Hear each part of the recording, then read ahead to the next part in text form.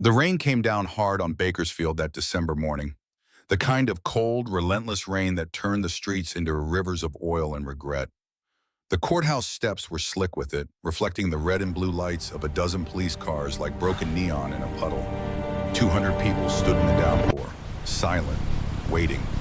At the top of those steps stood an 8-year-old boy with red hair plastered to his forehead and freckles standing out like constellations against pale skin. His Listen, name kid, was Caleb this is James important. Brennan. You have to His hands were understand. shaking as they held the microphone, but his voice, when it came, was steady. "My name is Caleb Brennan," he said into the microphone, his breath fogging in the cold December air. "I'm 8 years old, Andina. 5 days ago, I whispered 4 words to a stranger. 4 words that changed everything." The crowd didn't move, didn't breathe. Behind him, his mother stood with one hand on his shoulder, her face carved from stone and sorrow. To his left, a line of motorcycles stretched down the street, their chrome catching what little light broke through the storm clouds. Men and women in leather vests stood beside them, arms crossed, watching. And in the back of a police van, hands cuffed behind his back, a man with cold gray eyes and a scar across his temple stared at the boy through the rain-streaked window. His name was Dominic Voss, and for the first time in 20 years, Dominic Voss looked afraid. Caleb's voice rose above the rain.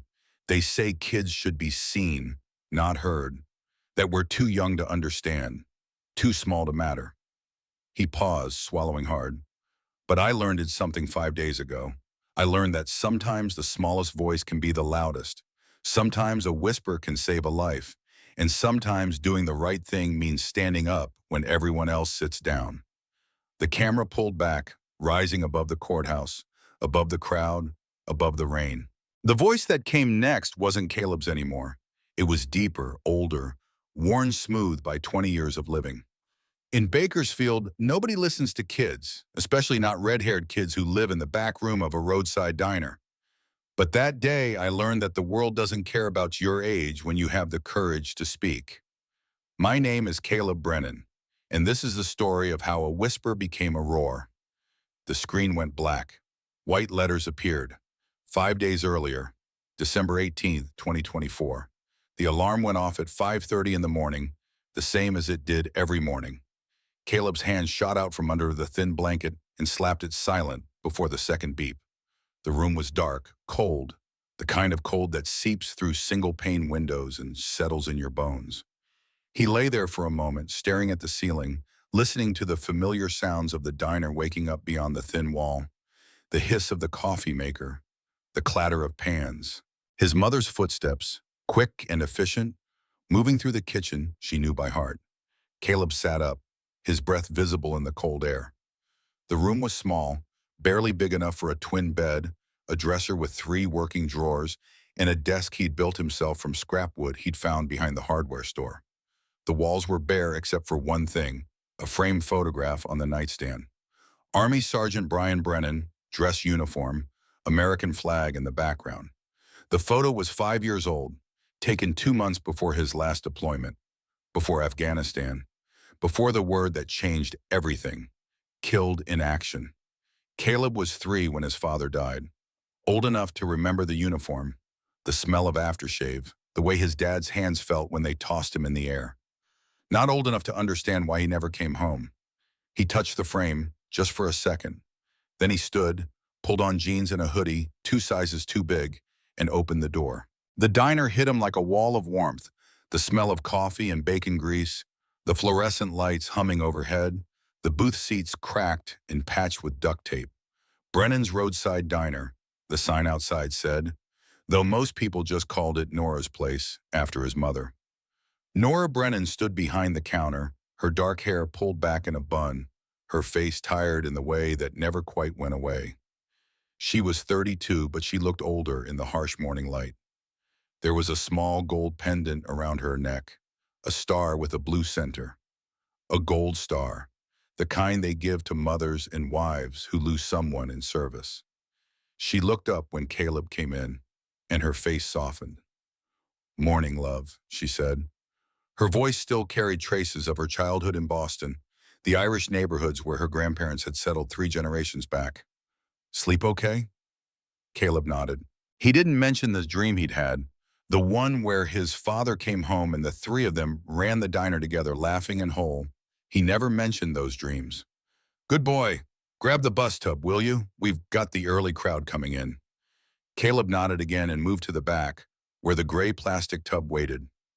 This was his morning routine, the same every day before school. Clear tables, wipe down surfaces, refill napkin holders. Stay out of the way when customers came. Be invisible. Caleb Brennan was very good at being invisible. At 6 o'clock exactly, the door opened. The bell above it chimed, a bright sound that cut through the quiet. Caleb looked up from the table he was wiping and watched as Colonel Hank Mercer walked in. Hank Mercer was 68 years old and stood like a man who'd never learned to slouch. Ramrod straight back, shoulders squared, eyes that missed nothing. He wore a worn leather jacket over a flannel shirt, jeans with a crease sharp enough to cut, and boots that had seen better days but were polished to a shine. His hair was steel gray, cut military short.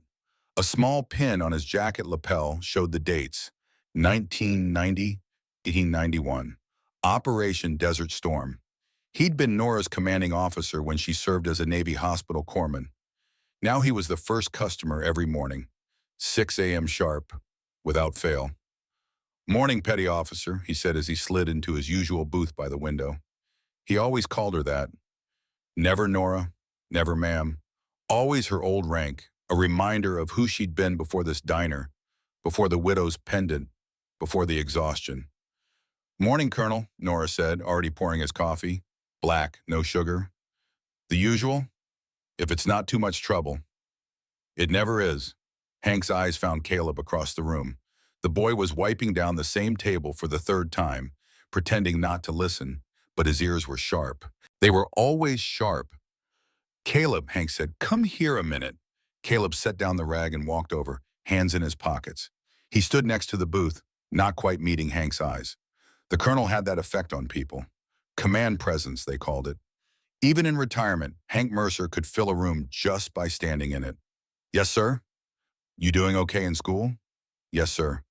Math still giving you trouble? A little. Hank nodded. He reached into his jacket pocket and pulled out a small book, dog-eared and worn, Basic Military Mathematics. Take this, read chapter 3, problems at the end. Bring it back when you're done and we'll go over them. Caleb took the book, his fingers tracing the cover. Witabon, because a man who can't do math can't read a map, and a man who can't read a map is lost before he starts. Hank leaned back. Your dad knew that. So should you. Caleb's throat tightened. He nodded, unable to speak, and slipped the book into his hoodie pocket. Nora brought Hank's breakfast.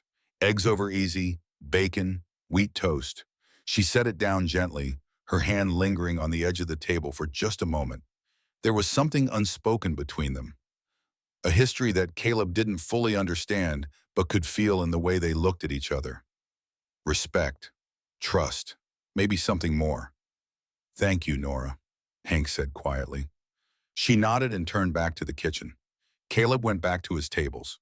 The diner was starting to fill up now. A trucker named Jack Holbrook, broad-shouldered and kind-eyed, slid into a booth and ordered coffee and pie for breakfast. Eleanor Walsh, who ran the second-hand shop 3 blocks down, took her usual spot at the counter and asked for oatmeal. These were the regulars, the ones who kept the diner alive with their $5 breakfasts and $2 tips. And then, at 8 o'clock, the door opened again. The temperature in the room seemed to drop. 3 men walked in. The first was tall, maybe 6'2", with a build that suggested he worked out but not for show. His hair was dark, graying at the temples, and his face was hard. There was a scar across his right temple, pale and raised, like something had cut deep a long time ago. His eyes were gray, the color of storm clouds, and they moved across the room with the precision of a man who cataloged every exit, every threat, every weakness. His name was Dominic Voss. He was 39 years old. And until 3 years ago, he'd been a detective with the Bakersfield Police Department. The 2 men behind him were younger, harder, the kind of men who did what they were told and didn't ask questions. One was thick-necked and bald. The other had tattoos crawling up his arms and a look in his eyes that said he enjoyed his work a little too much. Dominic walked to the counter like he owned the place. In a way he did. "Morning, Nora," he said. His voice was smooth, educated, the kind of voice that could sell you a car or lie to your face without flinching. "Beautiful morning, isn't it?" Nora's jaw tightened, but she kept her face neutral. "Mr. Voss? Business good?" "Steady. Good, good." Dominic smiled, but it didn't reach his eyes. "You know I like to hear that. Means the neighborhood's thriving. Means people feel safe." He reached into his jacket and pulled out a white envelope. He set it on the counter, tapped it twice with his index finger. "Your contribution," Nora said quietly. It wasn't a question. "Investment," Dominic corrected. "You invest in the community invests in you. That's how it works, right?" Nora's hand was shaking as she picked up the envelope. She opened it just enough to see the bills inside. So sign. $200. The same as every week for the past 2 years. $200 she couldn't afford. $200 that should have gone to fixing the leaky roof, replacing the broken stove burner, buying Caleb new shoes instead of the second-hand ones he wore until the soles wore through. But she paid, because not paying meant broken windows. It meant supplies that went missing. It meant customers who stopped coming because they were too scared. "Thank you, Nor," Dominic said. He picked up the envelope, counted the bills slowly, deliberately, and slipped them back into his jacket. "Always a pleasure doing business with you." He turned to leave, and that's when he saw Caleb. The boy was standing in the corner booth, a rag in his hand, frozen. His green eyes were locked on Dominic, watching unblinking. Not with fear, with something else. Calculation. Observation. Dominic's smile widened. "Who's this?" "My son," Nora said quickly. "Caleb, go to the back." But Dominic was already walking over. He stopped in front of the booth, looking down at the boy. Caleb didn't move. Didn't speak. Just stared. "You got sharp eyes, kid," Dominic said. "You always watch people like that?" Caleb didn't answer. Dominic chuckled. "Smart. Keep your mouth shut, your eyes open. That's how you survive in this world." He reached out and ruffled Caleb's red hair. "Good kid." Then he turned and walked out, his men following. The door swung shut behind them and the bell chimed, cheerful and mocking. The diner was silent for a long moment. Then Hank Mercer set down his coffee cup. The sound sharpened the quiet. "How long, Nora?" Nora's shoulders sagged. 2 years. "And you didn't think to tell me?" "What would you have done, Colonel? Gone to the police?" He was the police. He's got half the department in his pocket and the other half too scared to move. Hank's jaw worked. He looked at Caleb, still standing in the booth, still holding that rag like it was the only solid thing in the world. "That boy's watching," Hank said quietly. "And boys who watch learn. You make sure he learns the right lessons." Nora looked at her son, and her heart broke a little more. Caleb went to school that morning like he always did. He sat in the back of the classroom like he always did. He kept his head down, did his work, and didn't make trouble. At lunch, Connor Voss found him. Connor was 9, a year older than Caleb, and 30 pounds heavier. He had his father's dark hair and his father's mean streak. The kind of cruelty that came from knowing you could get away with anything because of who your dad was. He shoved Caleb into the lockers hard enough to rattle metal.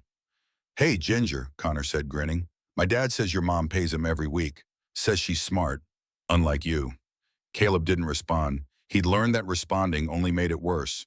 Connor grabbed Caleb's lunch bag and tossed it to one of his friends. "What did she pack you today? Leftover diner crap?"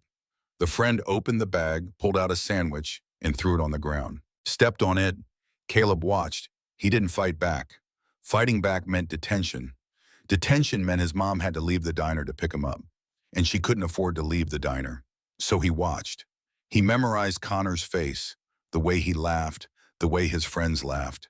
He filed it all away in the part of his brain that kept track of things, the part that noticed when Dominic Voss limped slightly on his left leg, when he checked his phone every 15 minutes, when he wore the same watch every day, a silver Rolex with a scratched face. Details.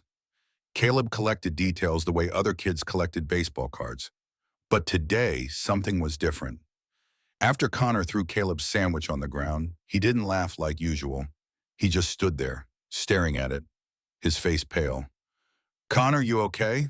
one of his friends asked. Connor flinched. Yeah, I'm fine." But when he turned away, Caleb saw something in Connor's eyes he'd never seen before.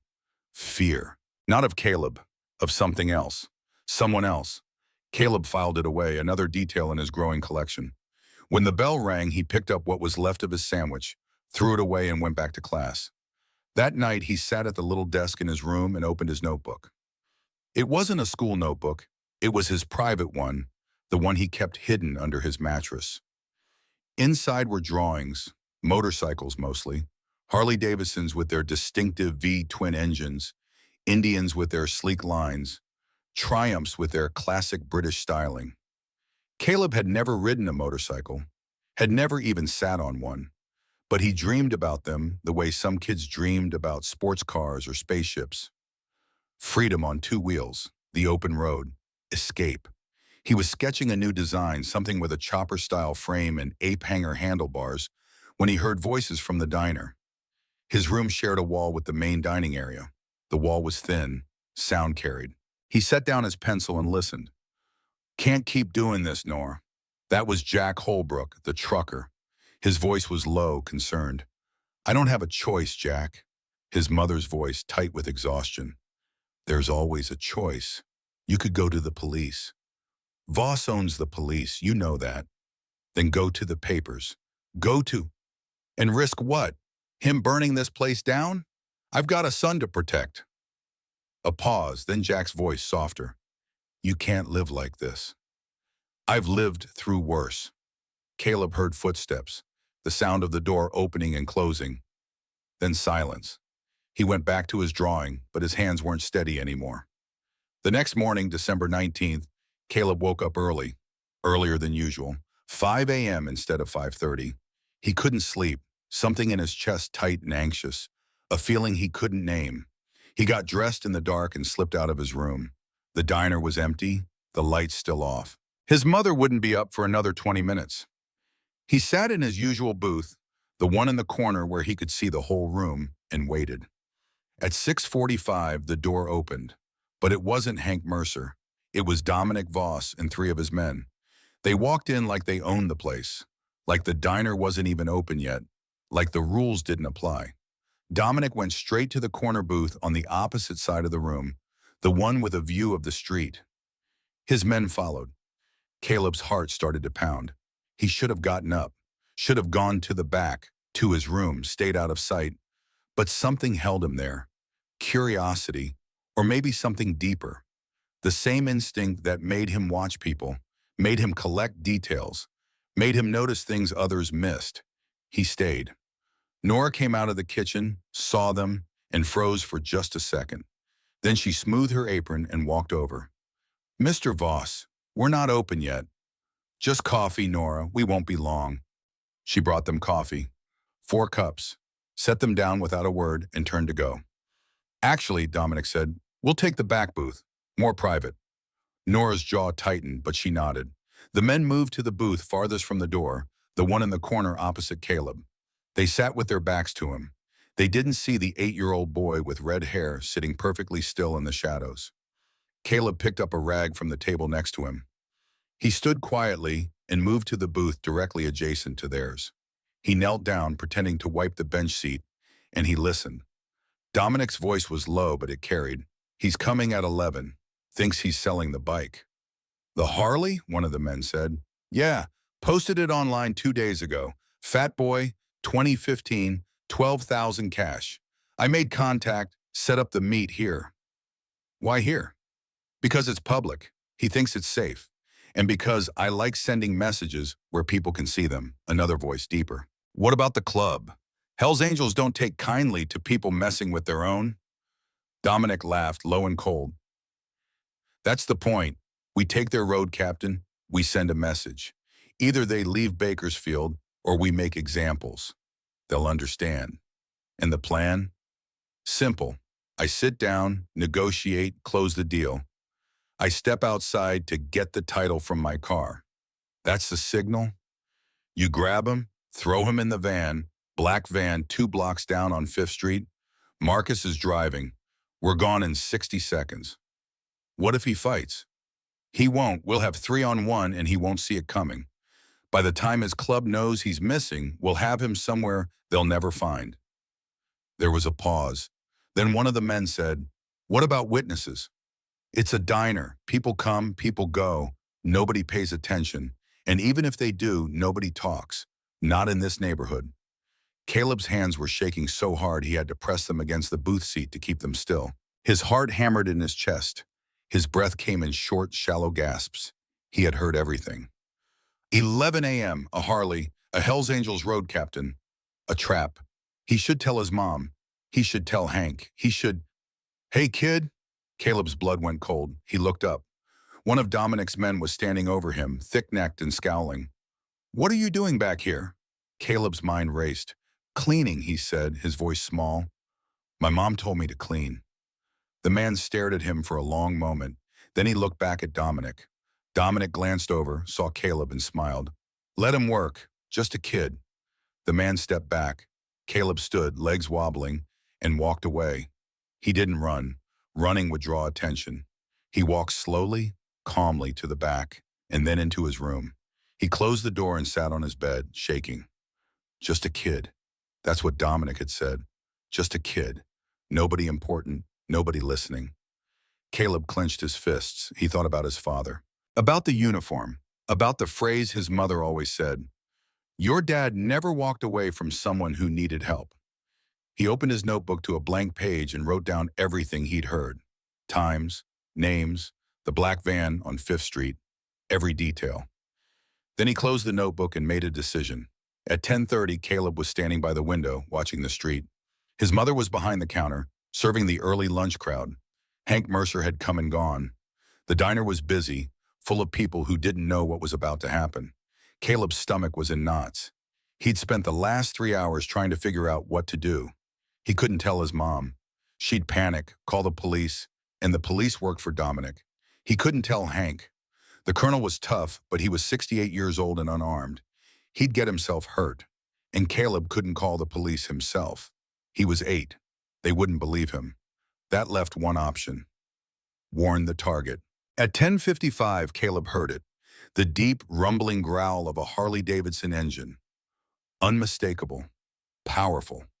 The sound rolled down the street like thunder, and every head in the diner turned toward the window. Caleb's breath caught. The motorcycle pulled up to the curb and stopped. The engine cut off, and the sudden silence was almost deafening. The man who swung off the bike was tall, broad-shouldered, and moved with the kind of easy confidence that came from a life lived on the edge. He wore a black leather vest over a faded denim shirt, jeans with scuffed knees, and boots that had seen 1,000 miles of road.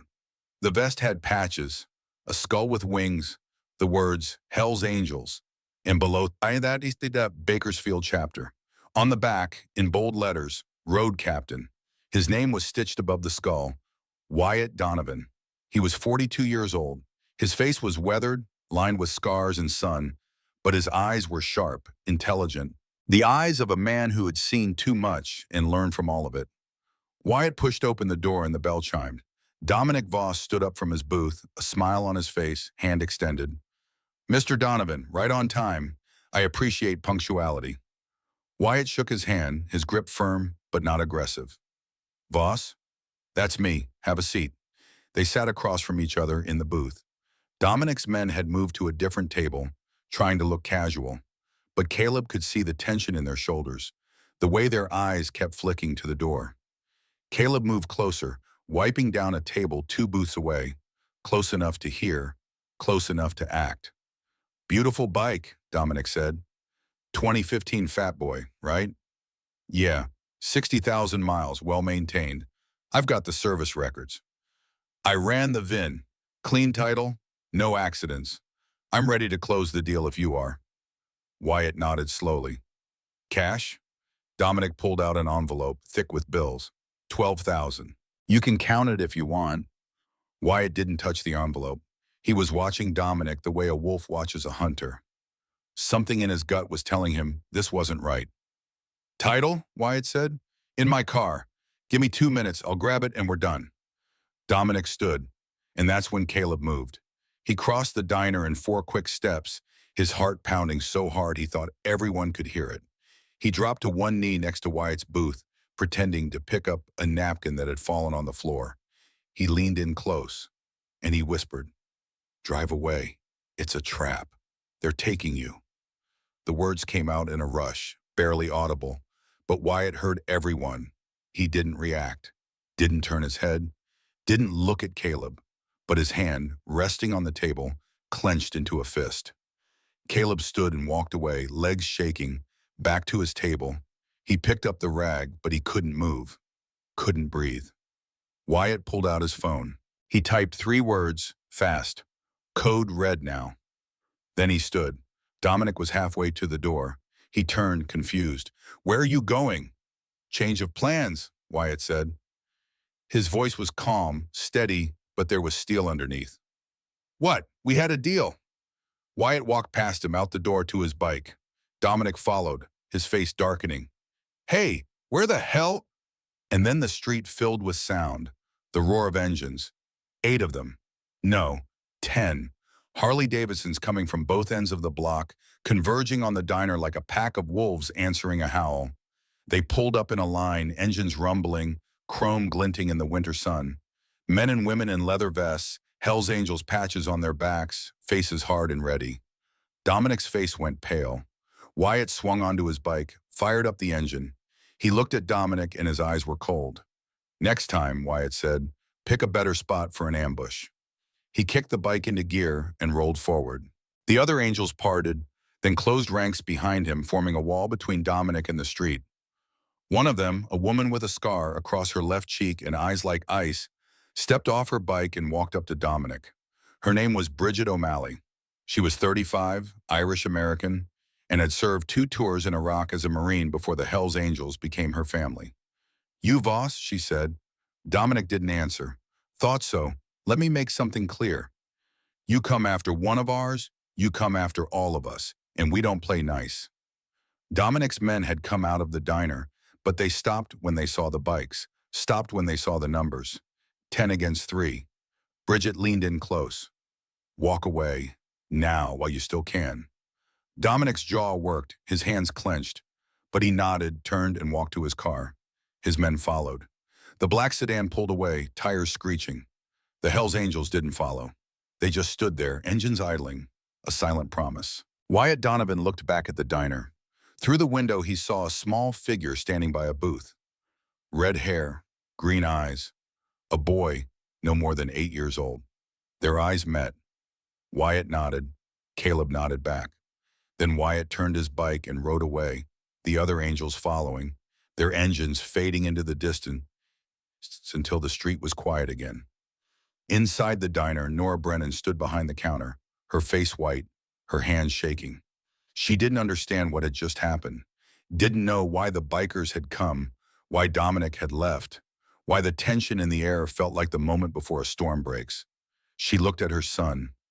Caleb was standing in the middle of the floor, the rag still in his hand, staring at the door. "Caleb," she said, "what did you do?" Caleb turned to her, and for the first time in his life, he didn't look like a child. He looked like something older, something forged in the same fire that had taken his father. "I did what was right," he said. Before Nora could respond, the door opened again. Wyatt Donovan walked back in. The diner went silent. Every customer, every sound, everything stopped. Wyatt walked straight to Caleb. He knelt down, bringing himself to eye level with the boy. "What's your name, son?" "Caleb," the boy said. His voice didn't shake. "Caleb Brennan." "Caleb." Wyatt repeated it like he was committing it to memory. "You just saved my life. How'd you know?" "I heard them," Caleb said. "They were planning it this morning. They didn't think I was listening." Wyatt studied the boy's face, saw the intelligence in those green eyes, the courage that had pushed him to act when anyone else would have stayed silent. "You've got real courage, kid, more than most adults I know." He stood, turned to Nora. "You his mother?" Nora nodded, unable to speak. "Then you should know, your son's the bravest person in this room." Wyatt pulled a card from his vest pocket and set it on the counter. "Voss will come back. When he does, you call me, day or night, understand?" Nora picked up the card with trembling hands. Wyatt Reaper Donovan, Hell's Angels MC, Bakersfield chapter, a phone number. Wyatt looked at Caleb one more time. You ever need anything, kid, you call that number. A debt like this doesn't go unpaid. Then he turned and walked out. The door swung shut. The bell chimed. And Caleb Brennan stood in the middle of his mother's diner, his heart still racing, knowing that everything had just changed. He didn't know that Dominic Voss was already planning his revenge. He didn't know that in 24 hours, everything he loved would be threatened. He didn't know that the whisper he'd spoken would echo farther than he could ever imagine. But he would learn. The storm was coming, and this time there would be no running from it. The night after Caleb whispered those 4 words, he couldn't sleep. He lay in his small bed, staring at the ceiling, listening to the diner settle into silence. The hum of the refrigerator, the tick of the old clock on the wall, his mother's footsteps in the next room, pacing, pacing, never stopping. She hadn't said much after Wyatt left, just pulled Caleb close, held him tight enough that he could feel her heart hammering against his cheek, and whispered, "Domain, don't ever scare me like that again." But she didn't tell him he'd done wrong. That meant something. Caleb reached under his mattress and pulled out his notebook, the one with the motorcycle sketches. He opened it to a blank page and started drawing. Not a bike this time. A man, tall, broad-shouldered, leather vest with patches. Wyatt Donovan, road captain. The man who'd listened when an 8-year-old whispered a warning. The man who'd come back to say thank you. Caleb's pencil moved across the page, and he thought about the look in Wyatt's eyes. Not pity, not dismissal. Respect. Nobody had ever looked at Caleb Brennan with respect before. He was still drawing when he heard the car pull up outside. Caleb froze. The pencil stopped mid-stroke. It was 2:17 in the morning. Nobody came to the diner at 2:17 in the morning. He slipped out of bed, moved to the window, and pulled the curtain back just enough to see. A black sedan, 4 doors, tinted windows, the same car Dominic Voss had driven away in that afternoon. The engine idled for a long moment. Then the headlights cut off. Nobody got out. Caleb's heart started to pound. He pressed his face closer to the glass, trying to see inside the car, but the windows were too dark. Then the driver's side door opened. Dominic Voss stepped out. He stood on the sidewalk, lit by the yellow glow of the streetlight, and he looked directly at Caleb's window. Even from this distance, even in the dark, Caleb could see the expression on his face. Cold, calculated, angry. Dominic didn't move, didn't walk toward the diner. He just stood there, hands in his pockets, staring. A message. I know what you did. I know where you live. I know where you sleep. Caleb's breath fogged the window. He didn't move, didn't blink. After what felt like an eternity, Dominic got back in the car. The engine revved once, loud enough to wake anyone who might still be sleeping. Then he drove away. Caleb stayed at the window for another hour, watching the empty street, waiting for the car to come back. It didn't, but he knew it would. Eventually. Morning came too fast and not fast enough. Caleb went through his usual routine like a robot. Dress, help his mother open the diner, wipe tables, refill napkins, stay invisible. But today, invisible didn't feel safe. Today, it felt like a target. At 6 a.m., Colonel Hank Mercer walked through the door. He took one look at Nora's face, pale and drawn, and sat down at his usual booth without a word. When she brought his coffee, he caught her wrist gently. What happened? Nora glanced at Caleb, who was pretending to clean the same table he'd cleaned 10 minutes ago. Not here, she said quietly. Hank nodded. After the breakfast rush, we talk. By 7:30, most of the early crowd had cleared out. Jack Holbrook was nursing his 3rd cup of coffee in the corner booth. Eleanor Walsh sat at the counter, reading the newspaper. The diner was quiet enough for conversation, but public enough to feel safe. Nora locked the front door, flipped the sign to closed, and sat down across from Hank. Caleb stood nearby, arms crossed, listening. Nora told Hank everything, about the whisper, about Wyatt Donovan, about the Hells Angels arriving like the cavalry, about Dominic leaving, defeated but not broken, and about the car outside their window at 2 in the morning. Hank's jaw tightened with every word. When Nora finished, he was silent for a long moment, his coffee growing cold in his hands. He's sending a message, Hank said finally, testing you, seeing if you'll break. I know, Nora whispered. Question is, what are you going to do about it? Nora looked at her son. Caleb stared back, his green eyes steady, unflinching. I don't know, she admitted. Run, hide, pack up and leave Bakersfield? You could, Hank said. Take the mom, get on a bus, start over somewhere else. Fresno maybe, Sacramento, somewhere Voss can't reach you. And what happens to the diner? Nora's voice cracked. This place is all I have, Colonel. It's all we have. Brian and I planned this before he deployed. This was supposed to be our dream, our future. Dreams don't mean much if you're not alive to see them. Caleb spoke up. His voice was quiet but firm. I'm not running. Both adults turned to look at him. Caleb, Nora started. No, Mom. Caleb stepped forward. Dad didn't run from the bad guys. You didn't run when Dad died and we had nothing. We don't run now. Hank leaned back, studying the boy. There was something in Caleb's face that reminded him of young soldiers he'd commanded in the Gulf. Green, untested, but with a core of steel that couldn't be taught. You understand what you're saying, son? Staying means Voss will come back, and next time it won't be a car outside your window. It'll be worse. I know, Caleb said, but running means he wins. And if he wins here, he wins everywhere. He'll do this to someone else, and someone else until someone stands up. Nora closed her eyes. You're 8 years old, baby. You shouldn't have to stand up to men like Dominic Voss. But I already did, Caleb said simply. Yesterday, when I warned Mr. Donovan. I already stood up, so now I gotta finish it. The words hung in the air. Hank Mercer had seen a lot in his 68 years. War, loss, men crumbling under pressure, and men rising to meet it. And in that moment, he saw something in Caleb Brennan that most people never find in a lifetime. Purpose, Mom. All right, Hank said quietly. He looked at Nora. You want to stay and fight? I'll help you. But we do this smart. We don't go toe-to-toe with Voss. We build a defense, we gather allies, and we make sure that boy stays safe. Nora nodded, tears streaming down her face. Thank you, Colonel. Don't thank me yet, Hank said. He pulled out his phone. First thing we do is call that biker. Wyatt Donovan arrived at the diner 30 minutes later. He came alone this time, his Harley rumbling to a stop outside. He killed the engine, swung off, and walked in like he'd been coming here for years. Hank stood to meet him. The two men sized each other up, colonel and road captain. Different worlds, different wars, but the same language. Wyatt extended his hand. Wyatt Donovan. Hank Mercer. They shook, firm and brief. You the one Caleb warned yesterday? That's me. Then I owe you a conversation. They sat, Nora poured coffee. Caleb stood by the counter, watching, listening.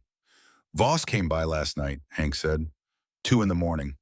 Sat outside in his car, staring at the boy's window. Intimidation tactic. Wyatt's expression didn't change, but something shifted in his eyes. Something cold. He make any threats? Didn't have to, the message was clear. Wyatt nodded slowly. Voss is ex-cop. He knows how to play the game. Won't do anything that leaves evidence. He'll use fear, pressure, make life unbearable until you leave on your own. Or he escalates, burns the place down, makes it look like an accident. Either way, he wins. Nora's hands clenched around her coffee cup. So what do we do? Wyatt looked at Caleb. What do you want to do, kid? Caleb met his gaze. I want to stop him. Even if it's dangerous? Yes. Even if it means things get worse before they get better? Yes. Wyatt smiled just a little. You got your mother's courage and your father's stubbornness. Caleb blinked. You knew my dad? No, Wyatt said, but I know the kind of man who raises a son like you, takes guts to serve, takes more to leave a family behind, knowing they'll have to be strong without you. He turned to Nora. Your boy saved my life. That's a debt I don't take lightly. You want protection? You got it. Hell's Angels will post watch, day and night. Voss won't touch you. I can't pay you, Nora said quietly. Didn't ask you to. Why would you do this for us? Wyatt leaned back. You know what Hell's Angels means? People think it's about bikes and leather and rebellion. Maybe it started that way, but it's more than that now. It's about brotherhood, loyalty, Protecting people who can't protect themselves. He looked at Caleb. Your son did that yesterday. Warned a stranger. Put himself at risk for someone he didn't even know. That's the code we live by. So yeah, we'll stand with you, because that's what we do. Hank nodded. What's the plan? Defense first. We rotate guards. I'll have 2 people here at all times, day and night. Voss won't make a move if he knows we're watching. And if he does, then we respond, but not with violence, not unless he starts it. We're not criminals, Colonel. We've got lawyers, contacts, people who owe us favors. We play this smart. We can bury Voss without throwing a single punch. And the boy? Hank asked. How do we keep him safe? Wyatt looked at Caleb. Kid, you listening? Yes, sir. Good. Rule number 1, you don't play hero again. You see something, you tell us. You don't act alone, understand? Caleb hesitated, then nodded. Rule number 2, you stay sharp, eyes open, ears open. Voss is going to look for weaknesses. Don't give him any. Yes, sir. And rule number 3. Wyatt stood, walked over to Caleb and knelt down to his level. You remember that courage isn't the same as stupid. Being brave means knowing when to fight and when to be smart. Your dad knew that, so should you. Caleb's throat tightened. He nodded again, not trusting his voice. Wyatt stood and turned to Nora. We start tonight. I'll have Bridget and another rider here by 8 p.m. They'll stay until dawn. We'll rotate shifts. Thank you, Nora whispered. Wyatt nodded and headed for the door. But before he left, he stopped and looked back at Caleb. Hey, kid, you like bikes? Caleb's eyes lit up. Yes, sir. Come outside. I'll show you something. Caleb followed Wyatt out to the Harley. Up close, the motorcycle was even more beautiful than in his drawings. All chrome and black paint, the engine gleaming in the morning sun. Wyatt ran his hand along the fuel tank. 2015 Fat Boy. 60,000 miles. This bike's been with me through hell and back. Literally. It's beautiful, Caleb breathed. You ever been on a bike? No, sir. Wyatt grinned. Well, can't have that. He swung it onto the seat and patted the space behind him. Hop on. Caleb's eyes went wide. Really? Ask your mom first. Caleb ran back inside. Mom, can I? Nora was already at the door, arms crossed, trying to look stern, but there was a smile tugging at her lips. 5 minutes, and you wear a helmet. Wyatt pulled a second helmet from the saddlebag and handed it to Caleb. It was too big, sliding down over his eyes, but Caleb didn't care. He climbed onto the bike behind Wyatt, his small hands gripping the grab rail. Hold on tight, Wyatt said, and don't lean. Just move with the bike. He fired up the engine. The rumble shook Caleb's entire body, a deep, powerful vibration that felt like a heartbeat. And then they were moving, slow at first, just a loop around the block. But even at 15 miles per hour, Caleb felt like he was flying. The wind in his face, the rumble beneath him, the world rushing past. Freedom. When they pulled back up to the diner, Caleb was grinning so wide his face hurt. Wyatt helped him off. What did you think? That was amazing. Yeah? Wyatt smiled. You keep doing the right thing, kid. Maybe one day you'll have your own. Caleb's grin faded a little. Wyatt? Yeah? Why do you help people? You don't even know us. Wyatt was quiet for a moment. He looked out at the street, at the diner, at the life Nora and Caleb had built from nothing. Someone gave me a second chance when I had nothing, he said finally. A Hell's Angel I'd never met. He saw I was in trouble and helped me. No questions asked. That's the code. That's what we do. He turned back to Caleb. You gave me a chance yesterday when you warned me. Now I'm returning the favor. That's how it works. Caleb nodded, understanding more than Wyatt realized. Thank you, he said quietly. Don't thank me yet, kid. This is just the beginning. That night, as promised, 2 Hells Angels arrived at 8 p.m. The first was Bridget O'Malley, the woman with the scar and ice chip eyes. The second was a man in his 50s named Garrett Diesel Murphy, built like a linebacker and tattooed from neck to wrists. They parked their bikes out front, visible, a statement. Bridget walked into the diner, looked around, and nodded approvingly. Good sight lines, 2 exits, windows on all sides, defensible. Nora stared. You talk like a soldier. Marine, Bridget said. 2 tours in Iraq, Fallujah, Ramadi, Got out in 2009, joined the club in 2010. She extended her hand. Bridget O'Malley. Nora shook it. Nora Brennan, Navy Hospital Corpsman 2010 to 2016. Bridget's eyebrows rose. No shit. Where'd you serve? Bahrain mostly, sometime on the Lincoln Carrier Group. Corpsman. Bridget nodded with respect. You see combat? Medical evac during Syrian operations. Nothing like Fallujah. Combat's combat. Bridget glanced at Caleb. This the kid who saved Wyatt? That's my son. Bridget walked over to Caleb and crouched down.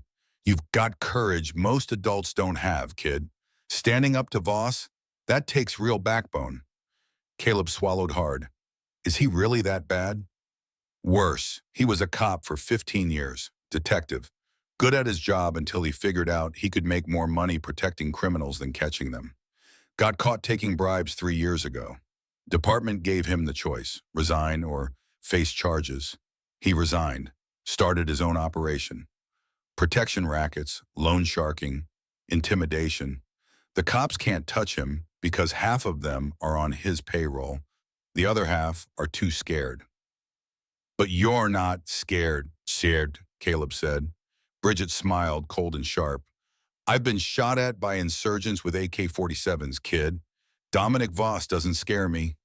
She stood and turned to Nora. Here's how this works. Diesel and I will be here every night, 8 p.m. to 6 a.m. We'll rotate with the other riders during the day. You see anything suspicious? You tell us. You don't engage. You don't confront. You let us handle it. What if he comes during the day? Nora asked. He won't, not at first. He'll test you at night when it's dark, when you're vulnerable. He wants you scared, wants you to make mistakes. Bridget pulled out a phone, an old flip model, and handed it to Nora. This is a burner. Wyatt's number is programmed in. Anything happens, you call, day or night. We'll be here in 5 minutes. Nora took the phone, her hands shaking slightly. Thank you. Don't thank me. Thank your kid. The days that followed settled into a strange new rhythm. Caleb went to school, came home, helped his mother, did his homework. At night, the Hells Angels would arrive, park their bikes, and stand watch. Bridget usually took the first shift. Diesel took the second. Sometimes others came. A man named Lyle with a gray beard and kind eyes. A woman named Cassidy who barely spoke but saw everything. Dominic didn't come back, not physically, but his presence was everywhere. On the third night, someone slashed the tires on Nora's car. She came out in the morning to find all 4 flat, the rubber cut clean. On the 5th night, the diner's back window shattered. A brick lay in the middle of the floor, wrapped in newspaper. No note, no message, just destruction. Each time, Bridget and the others filed reports, called their contacts, documented everything. But there was no proof. No cameras caught the vandals. No witnesses came forward. Dominic was too smart for that. Caleb watched it all with growing frustration. He wanted to do something, to fight back. But Wyatt's words echoed in his head. Courage isn't the same as stupid. So he did what he did best. He watched. He observed. He collected details. At school, Connor Voss continued his pattern. The bullying persisted. Shoves, stolen lunches, mocking words. The teachers still looked away. But Caleb noticed something else. Connor's eyes, when he thought no one was watching, held that same fear Caleb had seen before. Growing stronger, more desperate. One afternoon, Colonel Hank pulled Caleb aside. Walk with me, son. They walked around the block, Hank's hands in his pockets, his pace slow and measured. You doing okay? Hank asked. Yes, sir. Don't lie to an old soldier. I can see it in your eyes. You're angry. Caleb was quiet for a moment, then, I'm tired of being pushed around. At school, Connor does whatever he wants. Here, his dad does whatever he wants, and nobody stops them. That frustrates you? Yeah, good. Hank stopped walking and turned to face Caleb. You should be frustrated. Anger at injustice is a good thing. It means you still care. But anger without discipline is just rage, and rage gets people killed. So what do I do with it? You channel it, you use it, you let it make you sharp, not reckless. Hank pulled something from his jacket pocket, A small book, worn and dog-eared. Sun Tzu's Art of War. Read this, Hank said. It's about strategy, about thinking 3 steps ahead, about winning wars before the first shot is fired. Your enemy right now is stronger than you, richer than you, more connected than you. You can't beat him with fists. You beat him with brains. Caleb took the book, turning it over in his hands. My dad read this, he said quietly. I know, I gave it to him. Hank's voice softened.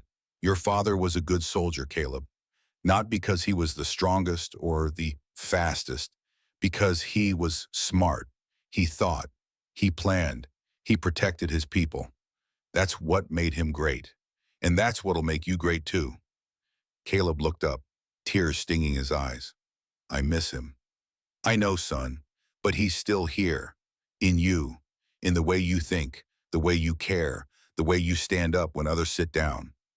Hank put a hand on Caleb's shoulder. He'd be proud of you. I know I am. On the 7th night, Caleb couldn't sleep again. He lay in bed, listening to the rumble of motorcycles outside. Bridget and Diesel were on watch. The diner was locked tight. His mother was asleep in the next room. But something felt wrong. Caleb sat up, straining his ears. There, a sound, faint, metal on metal. He slipped out of bed and crept to the window.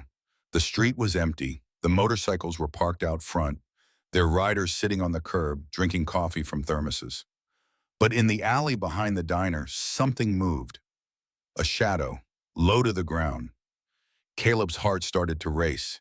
He grabbed the burner phone Bridget had given him. She'd insisted he have one too, and dialed. Bridget answered on the first ring. Yeah? It's Caleb. Someone's in the back alley. Stay inside, lock your door, we're on it. Caleb watched through the window as Bridget and Diesel moved, fast and silent. They disappeared around the side of the building. 30 seconds later, Caleb heard shouting. A crash, then silence. His phone buzzed. Bridget's voice. Clear, you can come out. Caleb ran outside. His mother was already there, wrapped in a bathrobe, her face pale. In the alley, Bridget had a man pinned against the wall. He was young, maybe 20, with a shaved head and a look of pure terror. At his feet was a gas can and a box of matches. Diesel was on the phone with the police. Nora stared at the gas can. He was going to burn it down. Yep, Bridget said. She looked at the man. Who sent you? The man didn't answer. Bridget tightened her grip. I'll ask once more. Who sent you? I don't know his name, the man gasped. He paid me $500, said torch the place, make it look like an accident. Describe him. Tall, dark hair, scar on his head, drove a black sedan. Bridget looked at Nora. Voss. The police arrived 10 minutes later. They took the man into custody, took statements, took the evidence. But everyone knew how this would play out. The arsonist would claim he acted alone. There'd be no connection to Dominic. No proof. As the police cars drove away, Nora sank onto the curb, her head in her hands. Caleb sat beside her. Mom, I can't do this anymore, baby. Her voice broke. I can't keep fighting. I can't keep putting you in danger. We're not giving up, Caleb said firmly. Caleb, no, Mom, we're not. He looked at Bridget, at Diesel, at the motorcycles gleaming under the streetlights. We've got help. We've got people who care. And we're going to make Dominic Voss pay for what he's done. Bridget smiled. Kid's got a point. Nora looked at her son, this 8-year-old boy with fire in his eyes and steel in his spine, and she realized something. He wasn't running. And if he wasn't running, neither could she. Okay, she whispered. Okay, we fight. Caleb took her hand, and together they stood up. The next morning brought a new threat. An envelope slid under the diner door before dawn. Nora found it when she came out to prep for opening. Inside was a single sheet of paper. Official letterhead. Notice of lease termination. 30 days to vacate. Her hands shook as she read it. Fire code violations. Safety concerns. The landlord was terminating their lease. When Wyatt arrived an hour later with Bridget, Nora showed him the notice. He's escalating, Wyatt said, his jaw tight. Can't burn you out, so he's pushing you out legally. What can we do? Nora asked. Fight it in court? That takes months. Money we don't have. There's another option, Bridget said. She looked at Wyatt, and something unspoken passed between them. We take the fight to him. How? Caleb asked. Information, Wyatt said. Voss has been running his operation for 3 years. That's 3 years of bribes, intimidation, extortion. He's got enemies, people he's squeezed, witnesses who are too scared to talk. We find them. We convince them to testify. We build a case so airtight that even his cop friends can't protect him. Hank Mercer, who'd arrived with the bikers, nodded slowly. It's risky. The people Voss has dirt on won't talk easy. They're terrified. They're not the only ones terrified, Nora said quietly. She looked at Caleb. My son shouldn't have to live in fear. None of us should. Then we end it, Wyatt said. Today, we start gathering evidence. We go to every business owner, every person Voss has squeezed. We show them they're not alone, that if they stand together, they're stronger than him. And who's going to convince them? Nora asked. They won't trust a bunch of bikers. Wyatt smiled just a little. They'll trust you. Nora blinked. Me? You're one of them, a small business owner, a veteran, a mother protecting her child. You're not some outsider, you're their neighbor. Wyatt leaned forward. Voss has power because people are divided, scared, isolated. You bring them together, you take away his greatest weapon. Caleb spoke up. I'll help. Caleb, no, Nora started. Mom, Caleb's voice was steady. I started this. Let me help finish it.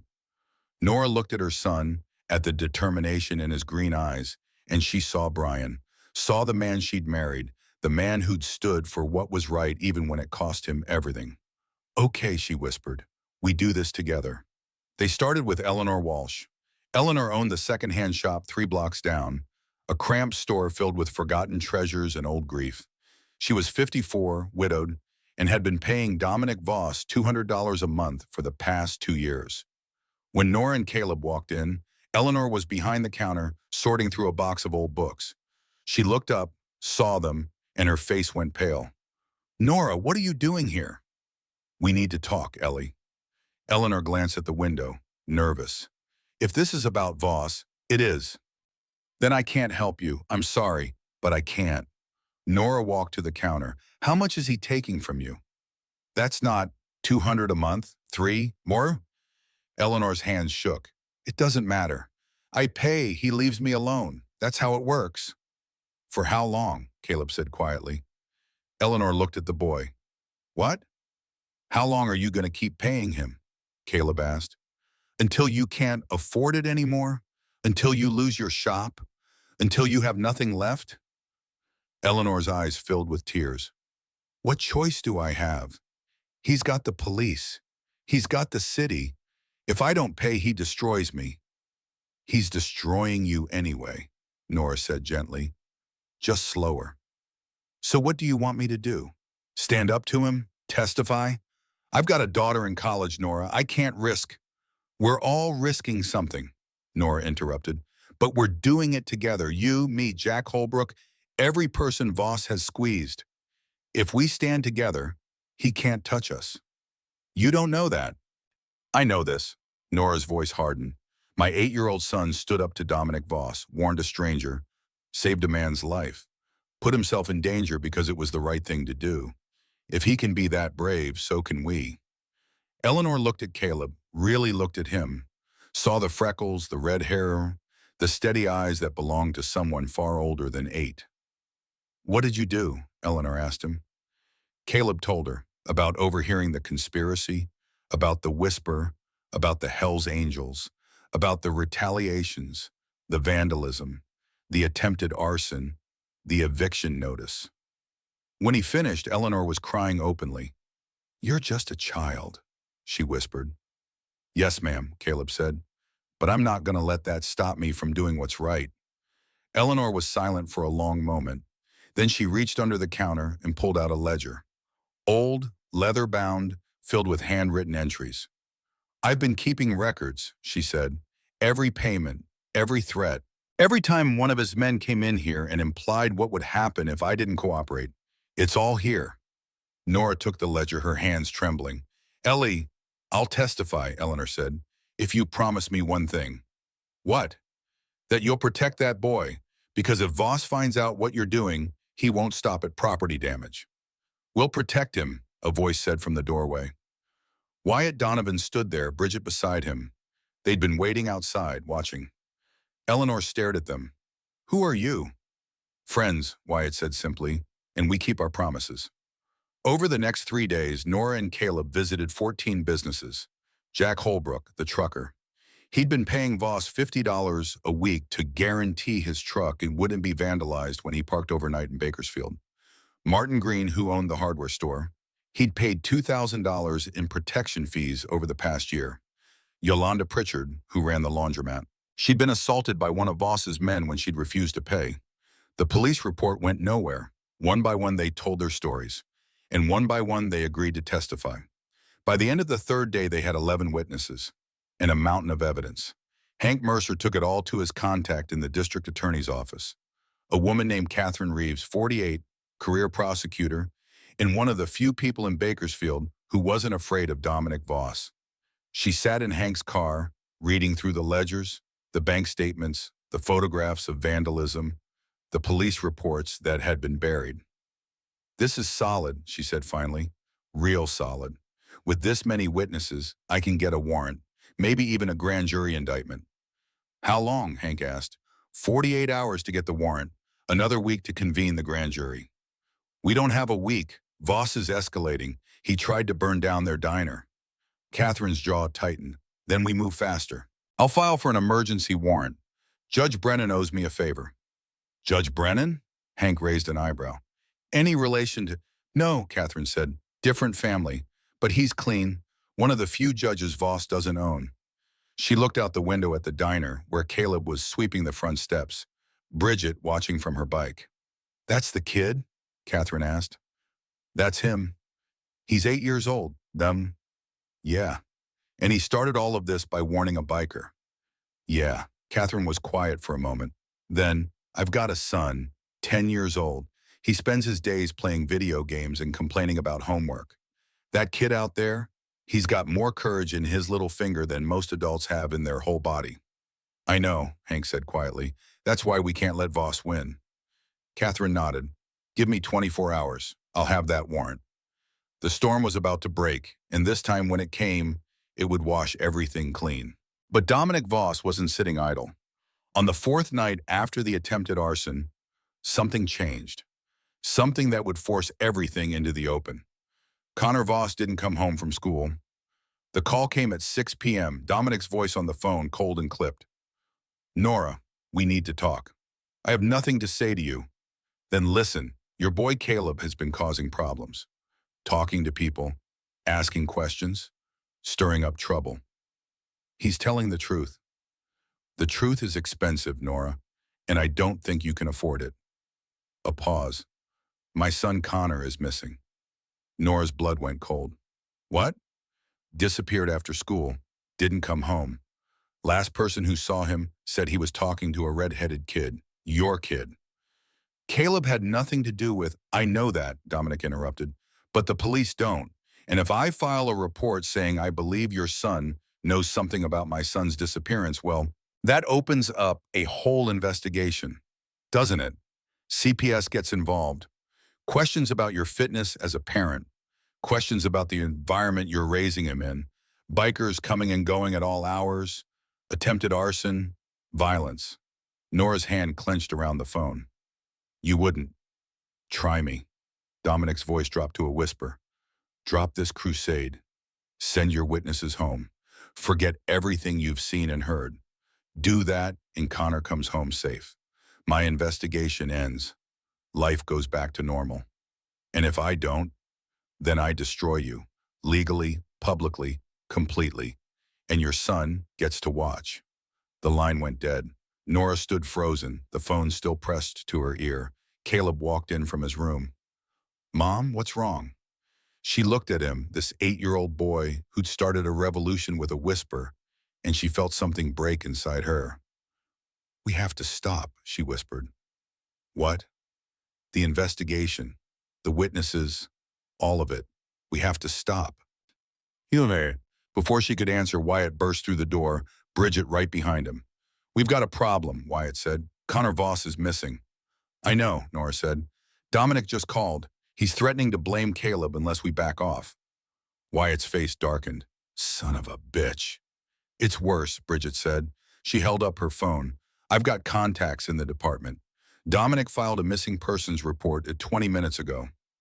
Named Caleb as a potential witness. CPS has already been alerted." "They're going to take him," Nora breathed. "They're going to take my son." "No," Caleb said. His voice was sharp, cutting through the panic. "They're not." Everyone turned to look at him. "Caleb," Nora said slowly. "What do you mean?" "Because I know where Connor is," Caleb said. They stared at him. "You saw him after school?" Nora asked. "Yeah, I followed him." "Why?" "Because something's been different about him," Caleb said. "The fear in his eyes, the way he's been acting. I wanted to understand." Wyatt knelt down. "Where is he, Caleb?" "The old railroad yard on 5th Street, the abandoned one.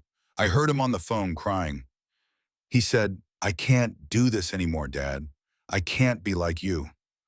Wyatt and Bridget exchanged glances. "He ran away from his father," Bridget said.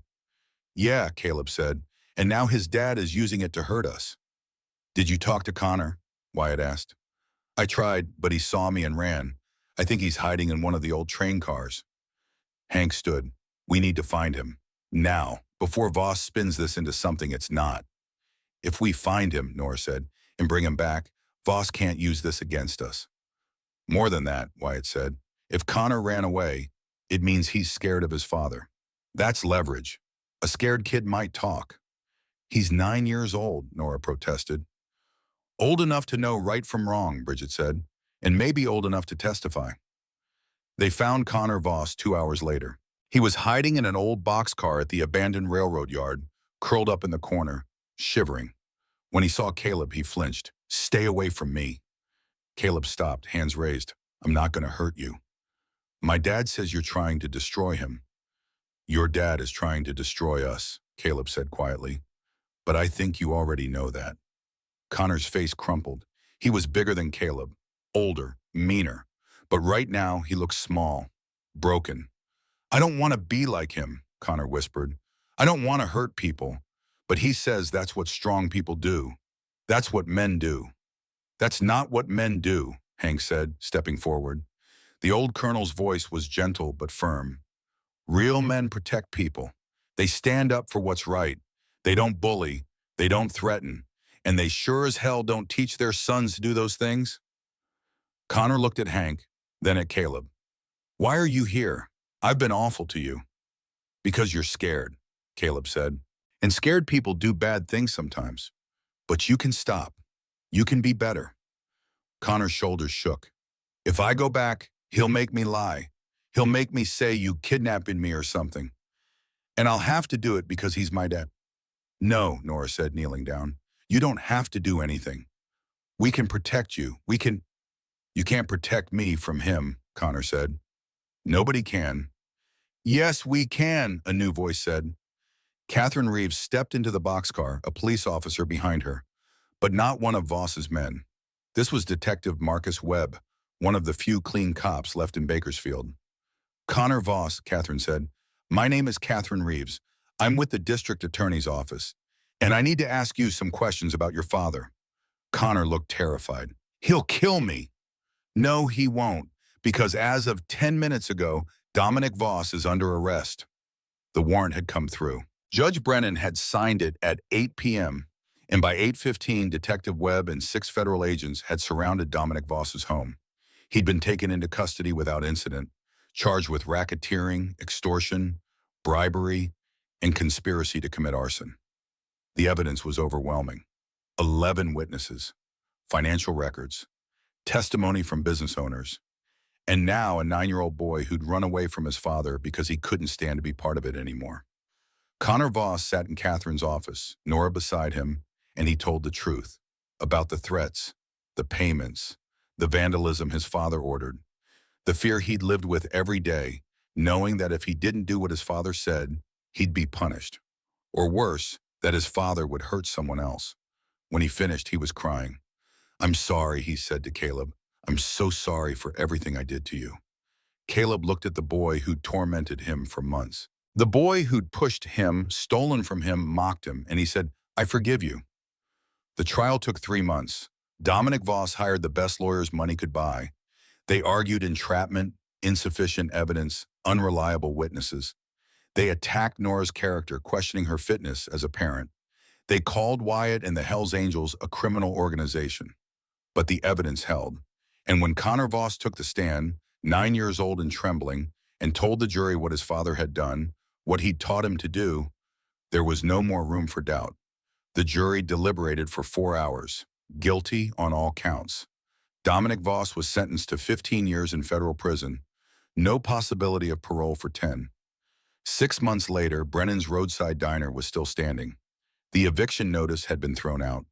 The landlord had apologized, claiming he had been misled about code violations.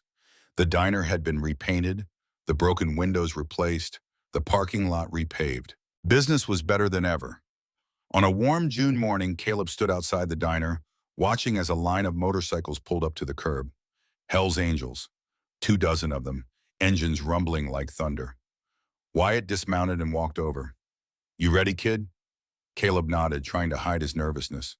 The bikers gathered in a semicircle.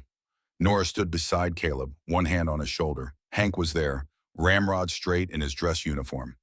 Eleanor, Jack, Martin, and the other business owners who testified stood nearby. And in the center, Bridget O'Malley held a leather vest. Small, child-sized, custom-made. On the back was a patch. Not the full Hells Angels insignia. Caleb was too young for that. But something else.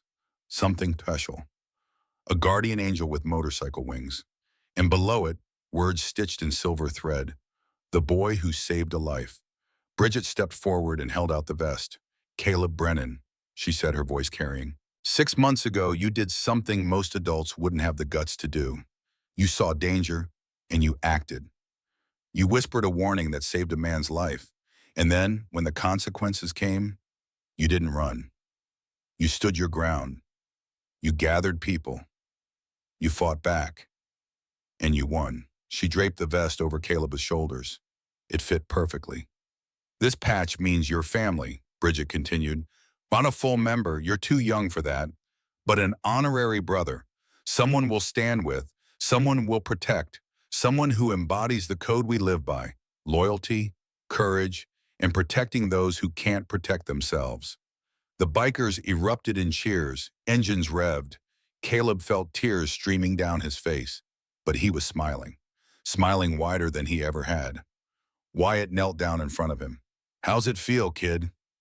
"Like I finally did something that mattered," Caleb said. "You did more than that," Wyatt said. "You changed this town. You showed people that one voice, even a small one, can make a difference." He stood and looked at the crowd. "You should all be proud. This kid right here, he's what courage looks like." Nora pulled Caleb close, kissing the top of his head.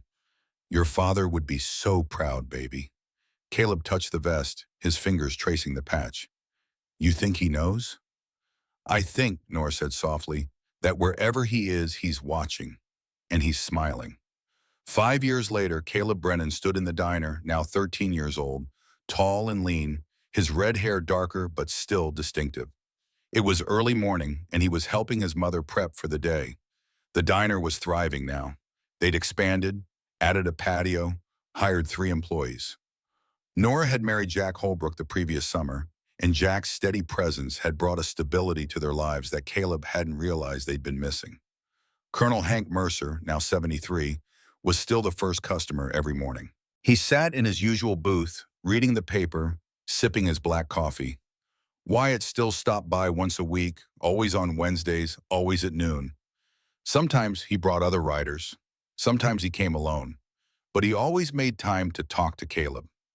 Today, Wyatt walked in with a manila envelope. "Got something for you, kid," he said, sliding it across the counter. Caleb opened it. Inside was a packet of documents, applications, scholarships, information about a vocational program for motorcycle mechanics. "I talked to some people," Wyatt said. "There's a program starting next year. Teaches kids about bike repair, customization, engineering, full scholarship, if you're interested. Caleb's eyes widened. Seriously? You've been drawing bikes in that notebook of yours for 5 years. Figure it's time you learned to build one for real. Caleb looked at his mother. Nora was smiling, tears in her eyes. You should do it, baby, she said. But the diner. We'll be here, Nora interrupted. This is your dream. Your father and I, we got ours. Now it's time for you to chase yours. Caleb looked down at the application, his hands shaking slightly. Then he looked at Wyatt. Thank you, he said quietly, for everything. Don't thank me yet, Wyatt said. You've still got to get accepted. I will, Caleb said, and there was no doubt in his voice. That night, as Caleb lay in bed, he pulled out his old notebook, the one with the motorcycle sketches, the one he'd been keeping since he was 8 years old. He flipped through the pages, hundreds of drawings, designs, dreams, and on the last page, in his father's handwriting, something Nora had written there years ago, transcribing words Brian had said before his last deployment, were 4 sentences. Be brave, son. Stand up for what's right. Protect those who can't protect themselves. And never forget, the smallest voice can change the world. Caleb touched the words, then closed the notebook. Tomorrow he'd start the application. Tomorrow he'd take the next step. But tonight he allowed himself to remember, to think about the 8-year-old boy who'd whispered 4 words to a stranger, who'd stood up to a man twice his size and 10 times his power, who'd gathered a community and sparked a revolution. Drive away. It's a trap. 4 words that changed everything. Caleb smiled in the darkness and closed his eyes. Somewhere he knew his father was watching. And somewhere in the rumble of distant motorcycles, in the quiet of a sleeping town, courage whispered back. 20 years later, Caleb Brennan stood on the steps of the Bakersfield courthouse. A crowd of 200 people gathered around him. He was 28 now, a master mechanic, owner of Brennan Custom Motorcycles, the most respected shop in California, married with a daughter of his own. But today he was here for something different. Today was the dedication of the Dominic Voss Memorial, not a memorial to the man, but to his victims, a plaque bearing the names of every business owner, every family, every person who'd been hurt by his operation and found the courage to stand up. At the top of the list, in bold letters, Caleb James Brennan, age 8, the whisper that started it all. Caleb looked out at the crowd, at his mother, gray-haired now but still strong, at Jack, steady as ever, at Colonel Hank Mercer, 88 and still standing straight, at Wyatt Donovan, 62, still riding, still protecting, and at his daughter Emma, 8 years old, red hair and green eyes, sitting in the front row. My name is Caleb Brennan, he said into the microphone, and I'm here to tell you that courage doesn't have an age limit. 20 years ago, I was 8 years old, invisible, scared, living in the back room of a diner, and I made a choice, to whisper, to warn, to act. He paused, looking at Emma. That choice changed my life. It changed this town. And it taught me something I want my daughter and every child here to understand. You are never too small to make a difference. Your voice matters. Your actions matter. And when you see something wrong, you have a responsibility to speak up. The crowd was silent, hanging on every word. Dominic Voss thought he could win by making people feel powerless, by dividing them, by making them believe they were too small to fight back. But he was wrong, because power doesn't come from fear or money or connections. It comes from courage, from standing together, from refusing to be silent. Caleb's voice grew stronger. So to every kid out there who thinks they don't matter, who thinks they're too young, too small, too invisible, I see you, and I'm telling you, your whisper can become a roar. Your courage can change the world. All you have to do is speak. The crowd erupted. Applause, cheers, engines revving as the Hells Angels saluted. Caleb stepped down from the podium and knelt in front of his daughter. You understand what I said, Em? Emma nodded, her eyes serious. You were brave, Daddy. I was scared, Caleb corrected, but I was brave anyway. And someday, when you're faced with something scary, something wrong, I want you to remember that. Being brave doesn't mean not being scared. It means doing what's right even when you are. Emma threw her arms around his neck. I love you, Daddy.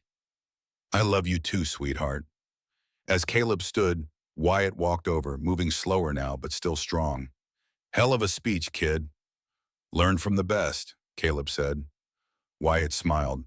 You know, all those years ago when you whispered that warning, I never imagined it would lead to this, to a movement, to a legacy.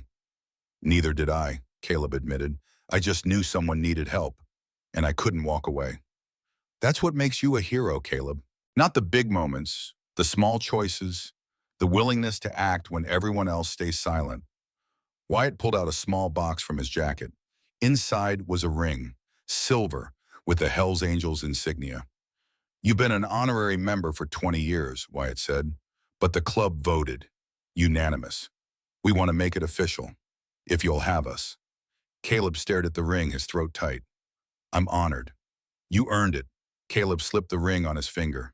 It fit perfectly. Around them, the celebration continued. Music, laughter, the rumble of motorcycles. A community that had been broken and rebuilt, stronger than before. And in the midst of it all, a red-haired man turned father who'd learned that sometimes the smallest voice carries the loudest truth. That courage doesn't have an age, and that a whisper, spoken at the right moment, can echo through generations. Drive away. It's a trap. 4 words, a lifetime of change, and a legacy that would never be forgotten.